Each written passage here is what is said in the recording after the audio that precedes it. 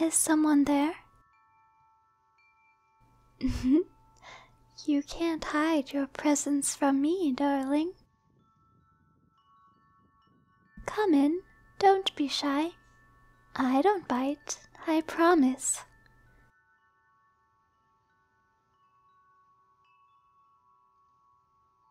My name is Estella, but perhaps you knew that already. People don't typically find their way to my home without prior recommendation. So, dearie, tell me your name.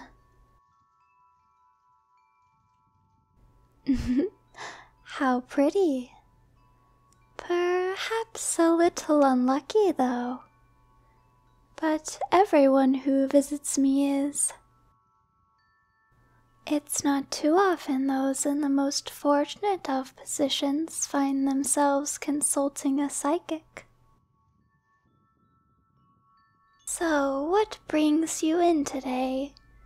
Could it be love? Or perhaps anxiety about the future?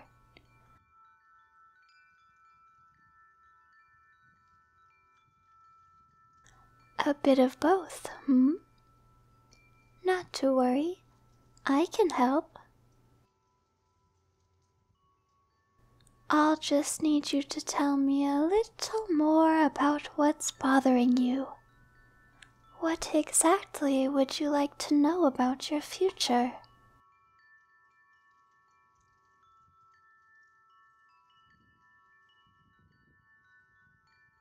Ah, I see. So you're afraid of being alone. You might be surprised by how many humans feel this way. Even those who surround themselves with other people feel extremely isolated. Perhaps it's because we know we will all die alone, no matter how many people we keep around us.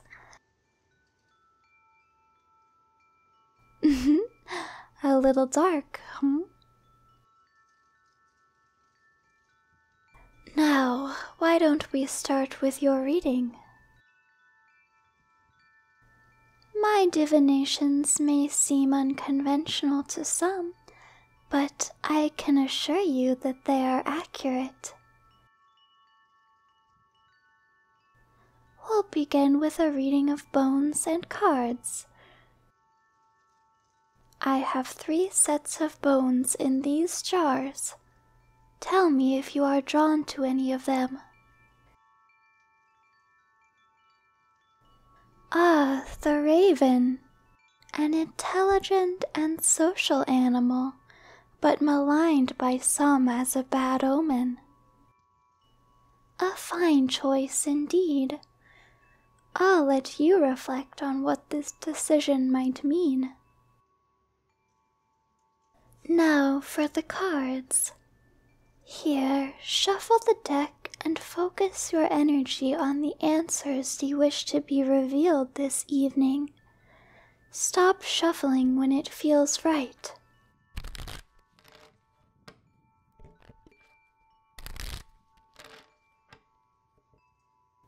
Very good. I'll take those from you. I'll draw the 9 cards from the top of the deck and arrange them in 3 rows of 3. Ah, I already see the Fool and the Tower. I suspect this will be a very enlightening reading. And now I want you to spill the bones from the jar onto the cards. The arrangement of the bones on top of the cards will reveal your destiny.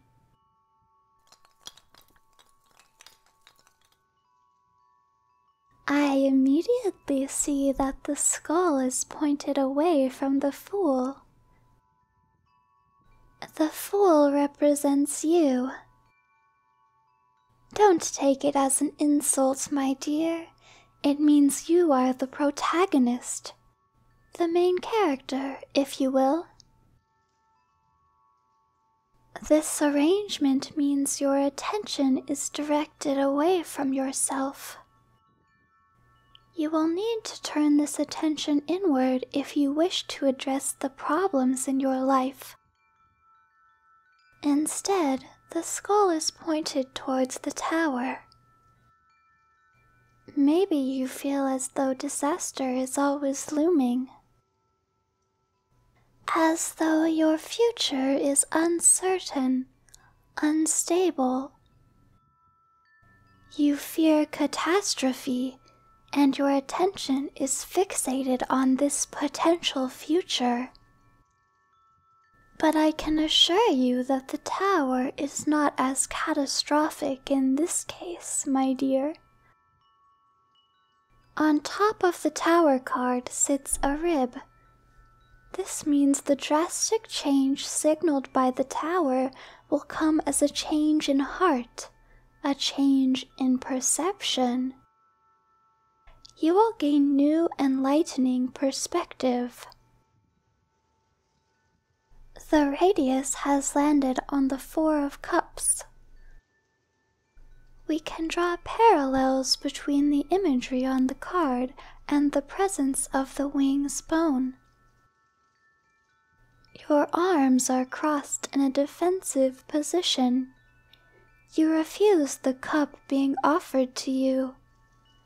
This represents your unwillingness to open yourself to others, even when they are offering you companionship and goodwill.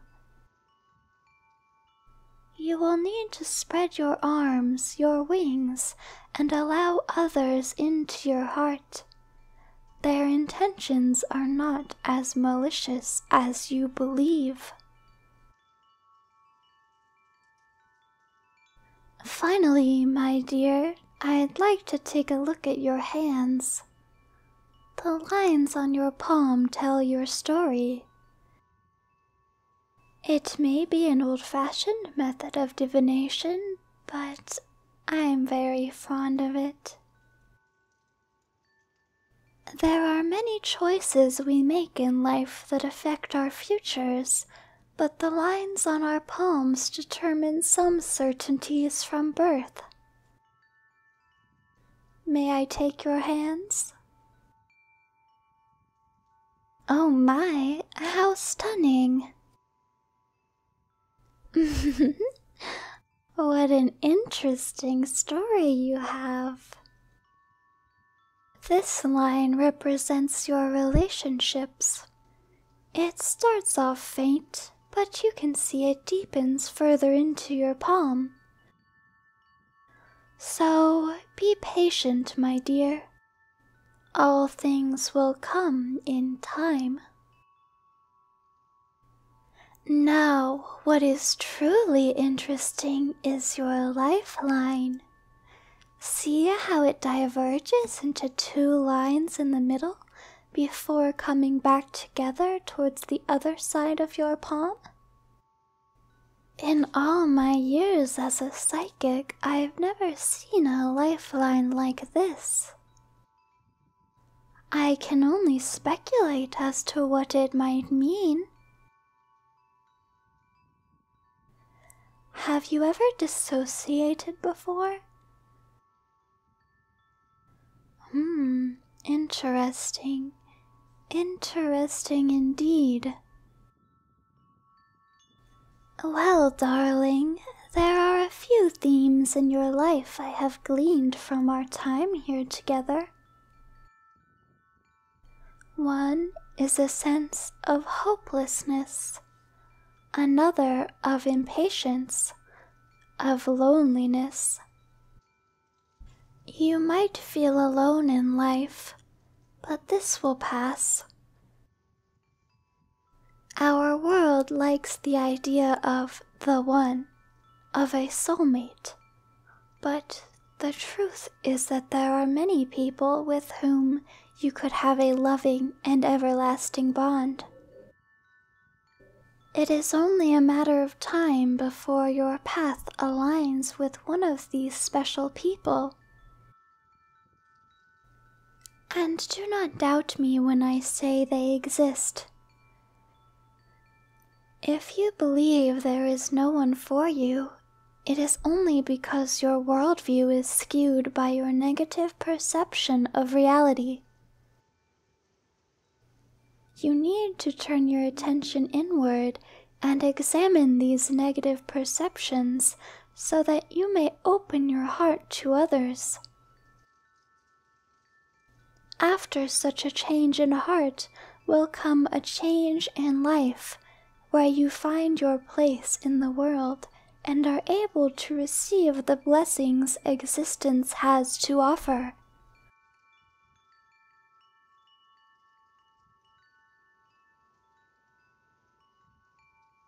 So, how are you feeling, dearie?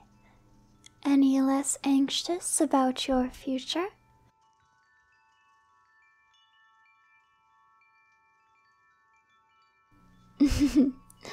I'm glad to hear that.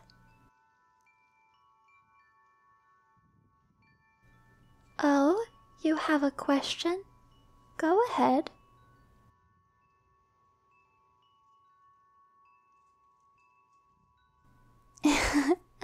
I was wondering when you would ask about those.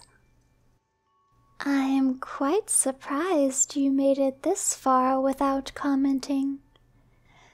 They're usually the first thing my clients ask about. It's not every day that you see human hands hanging from the walls. But you have nothing to worry about. These hands were kindly donated to me by willing participants. My clients know I have a fondness for hands and often will their own to me once they pass on to another life. It may seem barbaric to display them, but to me these hands act as memorials for my fallen clients. A display of the lives they have lived. I hope they weren't too distracting. Now that we've finished the reading, my dear, I'm afraid we must discuss payment. Oh no, I have little use for money in this domain. You seem anxious. Be not afraid, my terms are fair. Do you see this emerald pendant I wear around my neck? Here, let me remove it so you can get a better look. It's beautiful, isn't it? The shimmering green of the stone in contrast with the brilliant gold chain. It's my most prized possession. And watch how it swings back and forth, glimmering in the dim light. Back and forth, back and forth. Listen closely to my words. Let them wash over you. Now, close your eyes. Picture yourself walking through a dark corridor. You can just barely make out the light at the end of the tunnel, but it is far. You step forward, one foot in front of the other. Left, then right. Slowly, the light grows brighter. You reach the light and step through it. Now, open your eyes and accept my suggestions. Stand up slowly and look at the cabinet to your left. Walk towards it.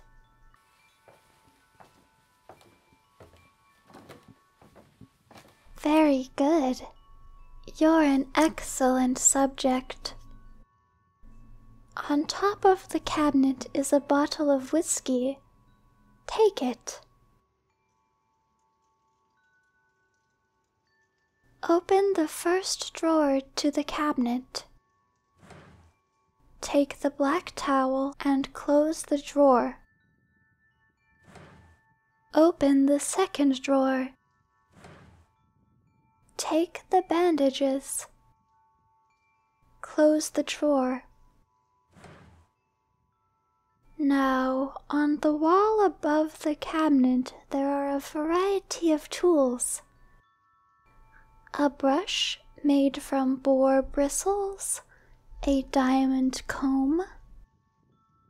In the center of the wall is a hatchet. Remove the hatchet from the wall. Good. Return to your seat across the table from me.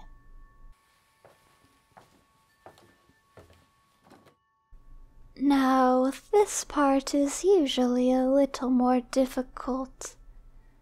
The brain has some defenses against this kind of behavior.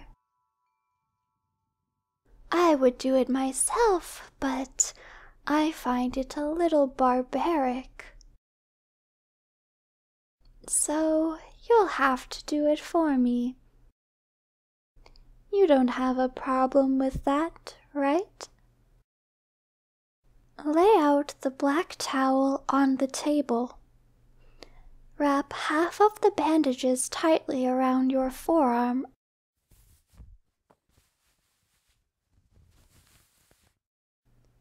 Take a few drinks of the whiskey. Now, using your other hand, firmly grip the hatchet. Bring the hatchet down on your wrist, severing your hand.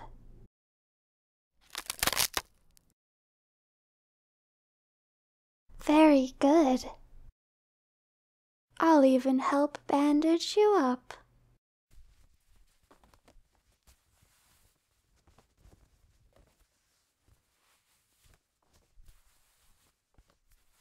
Now I'll be taking this hand from you.